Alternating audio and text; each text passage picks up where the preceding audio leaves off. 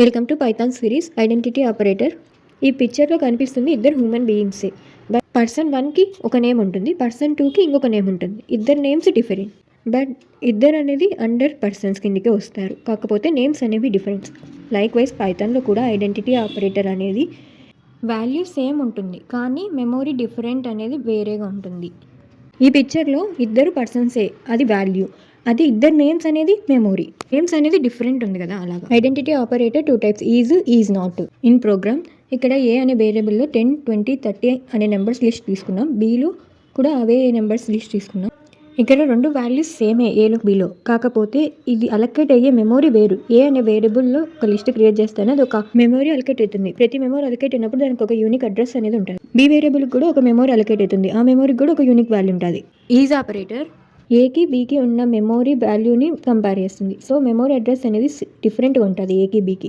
అలా కంపేర్ చేసినప్పుడు value same అయినా దాని ఒక మెమొరీ వేరు కాబట్టి ఫాల్స్ రిటర్న్ చేస్తుంది.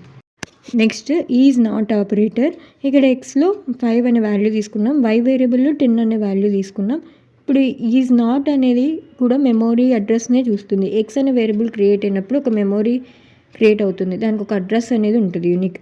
వైకి ఇంకొక మెమొరీ క్రియేట్ అయ్యి దానికి ఒక అడ్రస్ ఉంటుంది. రెండు address different.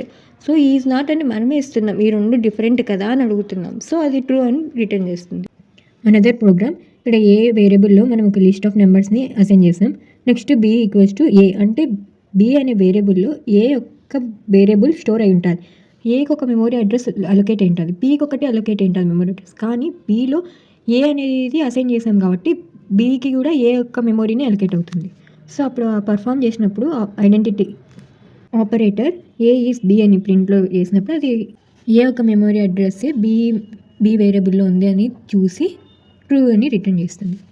Is not operated true కావాలంటే ఈ 2 కండిషన్. ఈజ్ అనేది సేమ్ మెమొరీ లొకేషన్ ఉందా అని చెక్ చేస్తుంది. ఈజ్ నాట్ అనేది డిఫరెంట్ మెమొరీ లొకేషన్ ఉందా అని చెక్ చేస్తుంది వేరియబుల్స్ మధ్య. వాల్యూస్ని కంపేర్ చేయాలంటే కంపారిజన్ ఆపరేటర్, అడ్రస్ని కంపేర్ చేయాలంటే ఈజ్ ఆపరేటర్. నెక్స్ట్ వీడియోలో ఇన్ డీటెయిల్గా తెలుసుకుందాం కంపారిజన్ ఆపరేటర్ ఎప్పుడు యూస్ చేయాలి, ఐడెంటిటీ ఆపరేటర్ ఎప్పుడు యూస్ చేయాలని. Do subscribe further videos.